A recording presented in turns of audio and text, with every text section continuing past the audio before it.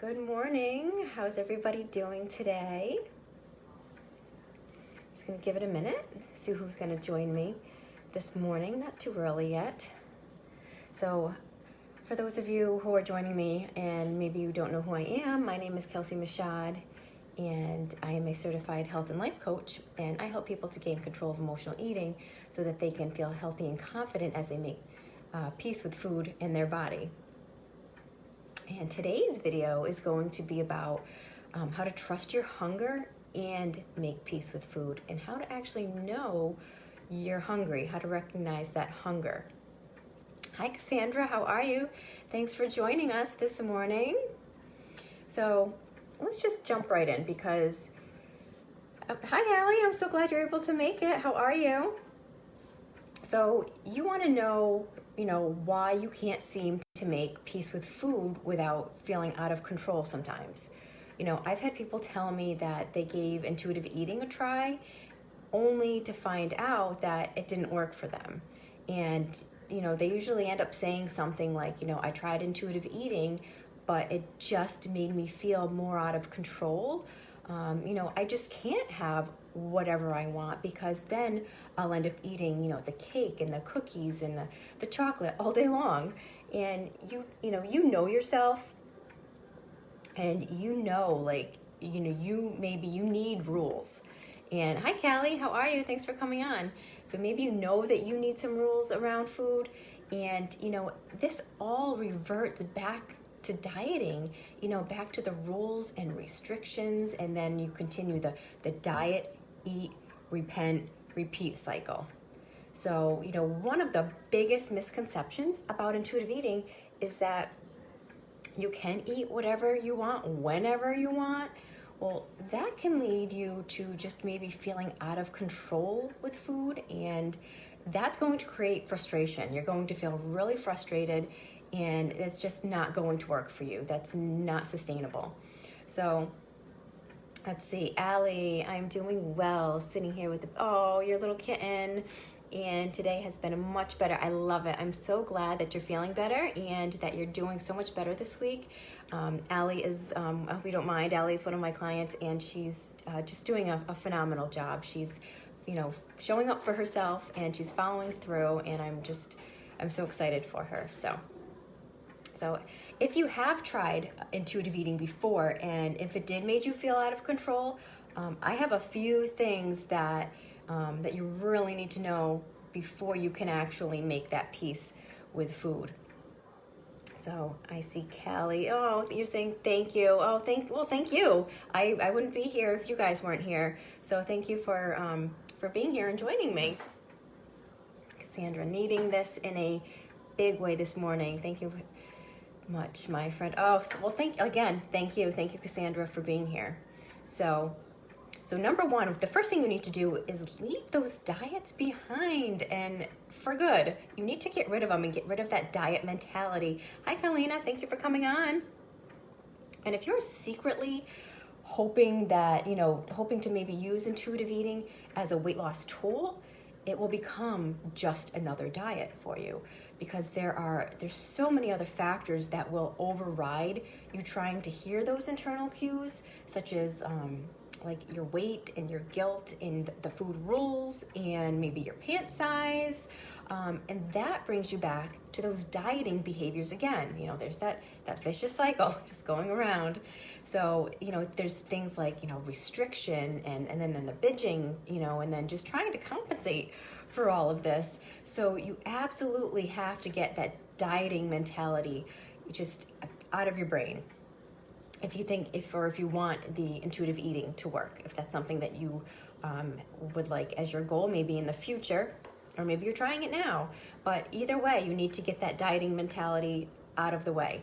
So absolutely, like let go of that diet mentality, and because diets have actually been shown over and over again to fail 95% of the time, and that's actually a predictor for your future weight gain, that you're just going to gain the weight again. And it actually showed that 66% of people end up weighing even more than the weight that they originally started off with. And then that can end up giving you like a really negative body image, and it can increase all those risks of eating disorders too. And we don't want any of that to happen. So Colleen, what are your thoughts on Weight Watchers? That's a great question. That's awesome. Oh, my thoughts on Weight Watchers. I don't know. I have to be honest. I don't know Weight Watchers a ton. Like I don't know it in and out. But just from what I hear, from what other people are saying, that I hear, like anyone that is on it, little things that they say, I feel like the one thing that I struggle with is that they're 0 point foods. And the 0 points, I don't understand that, because everything has calories unless it's water. So if they're telling you that you can eat as many 0 point foods as you want, that you're still putting calories in your body. So are you aware of how many calories that is? Or are you just saying, okay, I have 0 point foods, I can just eat whatever I want of this, whether it's vegetables or turkey or some kind of protein or whatever whatever they're designating as that 0 point food. Maybe because I hear a lot of people struggling on Weight Watchers. I know some people do great with it, and that's awesome, but I also hear people struggle. So I wonder if those who are struggling are actually maybe eating too many of the 0 point foods, where they're actually putting more calories in their body than they're realizing. And even with vegetables, fruits and vegetables, you can overeat them. You can overeat anything. Like I said, if it's food, it has calories. So that's something to watch out for and to be aware of. Other than that, staying within your points, it's all about being in that deficit. It's about being in that calorie deficit. So however you're keeping yourself within those points, as long as you stick to it, then yeah, you'll see results. But the 0 point foods, that's where I get a little hung up on. I don't quite understand that, and I wouldn't recommend it. But that's not to say, it's not working for somebody, and if it's working for you, then that's awesome. So let's see, please explain just what intuitive eating is. Okay, intuitive eating, yes, I'm going to dive more deeply into this. And let's see, Allie, that's what happened to me on Weight Watchers. I did well and then stopped and gained it all back. Yes, and I mean, I don't know maybe what kind of points you had at that point either. And from what I've heard, that Weight Watchers tends to keep your calories a little bit lower, on the lower side. So as soon as you start, really giving your body food again, of course it's going to go back. But a lot of it's water weight too. So a lot of us freak out as soon as we see that scale number go up, and we need to remember not to just go by this scale. Colleen, it worked for me the first time around. Okay, so if it worked for you the first time around, what happened after that, or what was working, and then think about what happened, what changed, what was different that it didn't work. Let's see, Allie, in one of our calls, you explained, yes, the calorie deficit for sure. Okay, so if you're like, you really want to start intuitive eating, as this weight loss tool, and, it'll end up just becoming another diet if you're not getting rid of that diet mentality, okay? And that can be really frustrating. So, the first thing to start working on is your mindset with intuitive eating. So you need to learn to silence the food police inside that head of yours, and just shut down those thoughts that make you believe, I'm being good for eating a salad, and, or maybe I'm being bad for eating a cookie. We need to get rid of those thoughts, get rid of those diet rules, and instead go into like this intuitive eating, like with curiosity, and understand that it is a process, and it will work. It'll work for you if you give yourself the time to actually build trust in your body and your food choices. So you're going to need to get in touch with your internal cues for this intuitive eating to work. So if you're consistently not honoring your hunger in enough time, it will be very hard to make peace with food. Okay? So when you get overly hungry, when you're getting that, like, to that hangry point, your body goes into what's called primal hunger. And this primal hunger is when your body has gone without food for too long, and then it's sensing that there's a threat to your survival. And at that point, all your body wants is food, right? That's all you can think about. And to top it all off, you're less likely to make those conscious food choices at that point, and more likely to overeat because your brain is just screaming, feed me, I'm hungry, I'm starving, I want food. So it needs that quick energy, and then overeating becomes its biological response. And of course, on the other side of that, there's your fullness cues too. So hi Linda, thank you for joining us. You have to think about your fullness cues, not just your hunger cues, but your fullness cues, because you may be used to eating until you're just so stuffed, and you've always considered that sensation as being full. Well, tuning into how your body feels once you have actually finished your meal can really help you figure out exactly how much food your body really needs. So it's also important to be aware of how the food actually just made your body feel. So that way, you want to know, okay, am I feeling energized, or do I feel sluggish? Do I feel kind of neutral, or am I satisfied? These are things you want to really pay attention and hone in on with your own body and how it's feeling.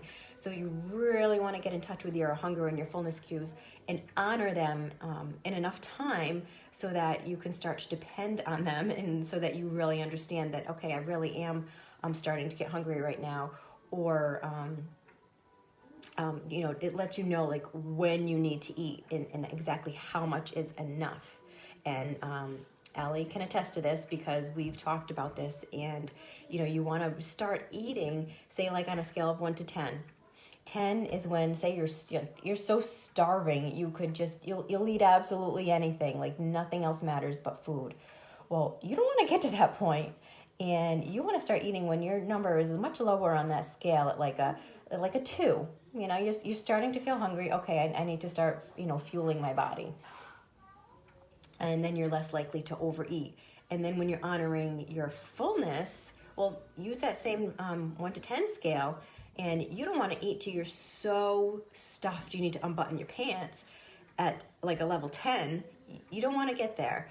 You want to stop at at least a 7. You're full, you're not overly stuffed, but you're satisfied. And that's where you need to stop. And that's part of listening to your body. And a lot of times we don't. And a lot of times we're in a rush. We live in a crazy, hectic world. We're always on the go. We're always rush. And we don't take enough time to actually slow down and listen to our bodies and listen to what it's telling us. So imagine that you have gotten rid of all of these diet rules. So you can now start to trust your internal cues once you've gotten rid of them, and you can start taking those steps to make peace with food. And this is where you can give yourself full permission to enjoy any and all foods. I always say don't deprive, because then you're going to want it more. If everything's on the table, then it's all right, if I can have that, then you probably don't want it as much. You may still want it, but probably so what I'm looking for, I can't think. But anyway, you won't want it as much.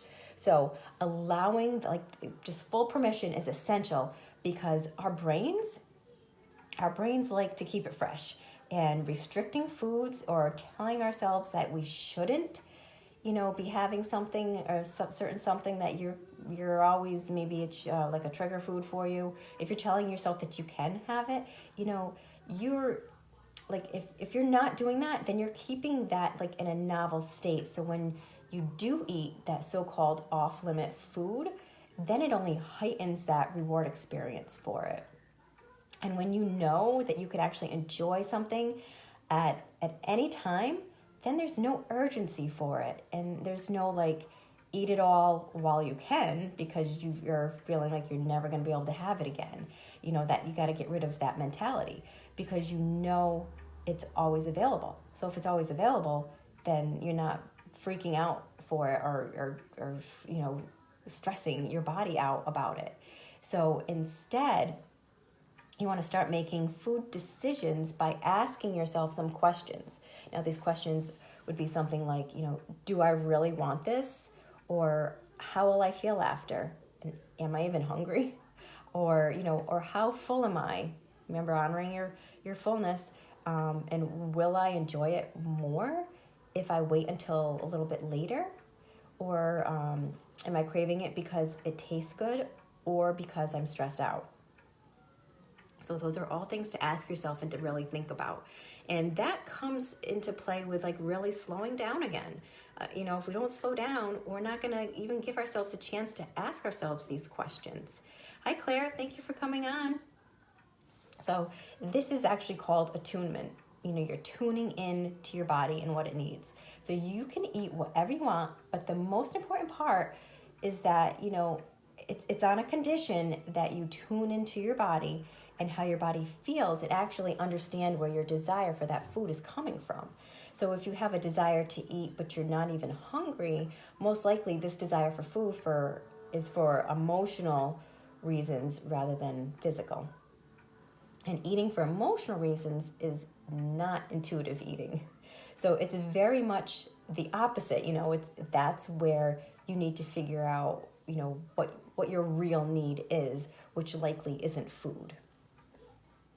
So when you start trying to eat intuitively and not restrict foods, it can feel really a little chaotic maybe at first and a little out of control because it might be something that you're not used to and it's a whole new way of thinking for you.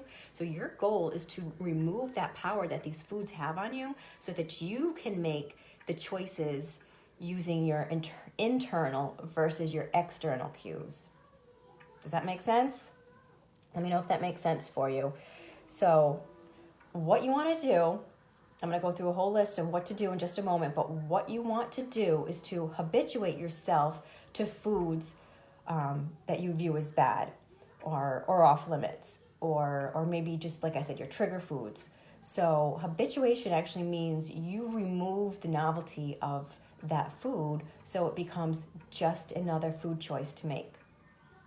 And the best way to do this is by choosing one food at a time, okay? And I'm going to tell you how to do this. So this is a process, and if you want to learn how to eat intuitively, this is what you would start off doing if you've never done it before. So number one, you want to choose that food item that you want to make peace with, basically. Sorry, I had a call come in.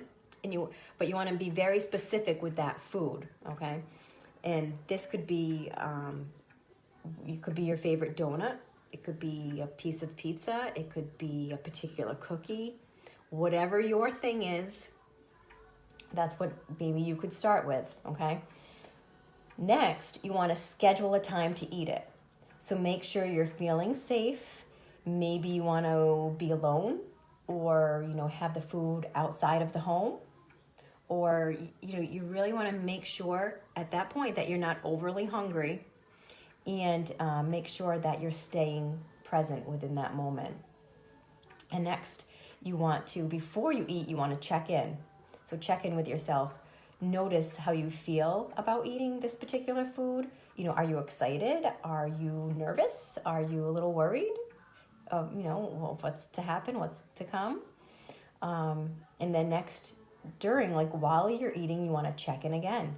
Notice the flavor. Now, this is part of mindful eating, being mindful when you're eating, noticing the flavor, notice the texture of the food, notice the smells and the aromas of the food, how it looks. Notice how the food looks. Is it actually meeting your expectations? And next, after you've eaten, you want to check in again. How was this overall experience? Was it as good as you thought it was going to be? How does your body feel now? And if you can choose to eat anything, would you want it to be that particular food again?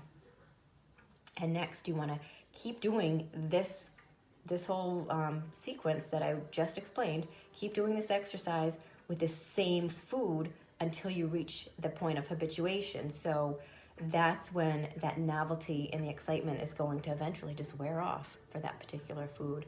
And then you will most likely no longer look forward to eating it or eating this all the time, only when you're really, really wanting it. And it's possible you may also notice that you eat less of it, and then you're actually satisfied. And another possibility is realizing that maybe you don't even like it. You never know. You never know. And, and next you want to, like I said, repeat this, but then with a new food once you get past all of the excitement with the food that you just were the first one you were trying, and then move on to a new food and repeat the process. And, as you can see here from what I just said, making peace with food is so much more than just eating whatever you want, whenever you want. And there's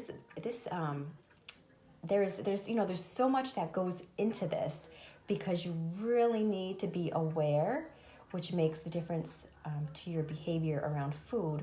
And also what's really important to remember is that intuitive eating, it doesn't follow like a straight line. It's so even when, say, you do take it slow and you do everything right, there may be times where you do feel a little out of control, and that's okay. It's part of the process. But it's important to be patient and kind with yourself. And that's part of slowing down. And rather than just beating yourself up about it, use it to your advantage. Ask yourself, what made me so vulnerable to overeat? Or am I subconsciously imposing these diet rules on myself again? Or was I maybe too hungry? Maybe did I wait too long to eat? Or am I feeling a little emotional? You want to use it as an opportunity to really learn and then discover some new things. Hi Emily, thank you for coming on. And, discover these new things maybe about yourself, that yourself and your eating habits, so that you're better prepared for next time. Because, each eating experience can be used to help you move forward toward becoming more of an intuitive eater. So say if you keep at it, you keep practicing, practice makes perfect. The more you practice something, the better you're going to get at it. So if you keep with it, then you'll be on your way to living, more like just truly free life, one where, food is joyful and it's nothing to worry about. And I mean, doesn't that sound peaceful? And as far as, this intuitive eating goes, and you get to a point where the food isn't so such a novelty anymore, and you're just, like I said, maybe you don't even like it, or you find that you're satisfied after just a little bit. And I've gotten to that point, and it kind of happened without me really. Oops, sorry. That's loud. That's my doggy doorbell. She wants to come in, but she's gonna have to wait because I'm not done. But anyway, so I've gotten to that point, but it kind of happened without me really thinking about it. But I wanted to be healthier, and I wanted to make better choices. So as I make these better choices, I'm able to, and I think of it now as nothing is off limits, where before, in the past, years ago, there were tons of off limit foods for me, and that was frustrating, and it's a very frustrating way to live your life, and it's no fun, and it's not sustainable. And you do get to a point where when you do have something, you go crazy. I'd have myself what I call a cheat day, and I'd stuff myself to the point where I felt sick, and then I couldn't wait to eat my healthy foods again. It's a crazy cycle. But now I don't do that anymore at all. I look forward to the whole nourishing foods, and those are actually what I crave now, because I have so much of them, and I've gotten a lot of that processed foods out of my diet. And once you get them out of your diet, you're not going to crave them anymore. When they're in your diet, those food manufacturers, they put certain things in there that make you crave these foods, all the junk foods. They are addicting, and they do make you crave. And once you actually can get them out of your system, you'll be much better off. But as far as the intuitive eating goes, just take your time with it. Start off slow. Go back, and all of these points that I just made about the intuitive eating, the process, I will put that in one of the comments for you, so that if you want to refer to it, take a screenshot of it, whatever, that would help you if you want to go through this process. So let me see if I missed anything. Did I miss any questions. Whoops, let's see. Allie, yes, the hunger fullness scale. It's very important. You need to honor your hunger and fullness because that can be the tipping point if you wait till you're too hungry, and you know how you feel when you're too hungry. And also you know how you feel when you overly eat too. It's not a comfortable feeling. It's not a good feeling, not physically or mentally either. So we really want to be careful and honor those. Let's see, Ellie. That's what I did with the pizza at work yesterday. Awesome. Yes, it looked and smelled good, but I knew it was going to make me feel terrible. So I had what I made packed, measured out, and tracked. Awesome. I love it, Allie. You're the best. I love hearing that. That makes me feel so good that you're doing these things because I know it's going to, you're only going to reap the benefits from it. You're doing it. You're putting the work in, and that's awesome. Let's see if I missed anything else. I think that was it. Okay. So if there's no other questions, I'm going to be hopping off. But like I said, I'll put those, the sequence in the comments for you so you can refer to them. And I have 3 spots left available this week for complimentary consultations. If anyone wants to jump into that, if maybe you are feeling a little frustrated or a little confused about something with your own health and weight goals, we can get on the phone for about 30 minutes and I can show you how I can take you from where you are now to where you'd like to go. So if there's nothing else, I'm going to hop off, but I hope everyone has a very beautiful day, and I will talk to you guys soon. Bye, guys.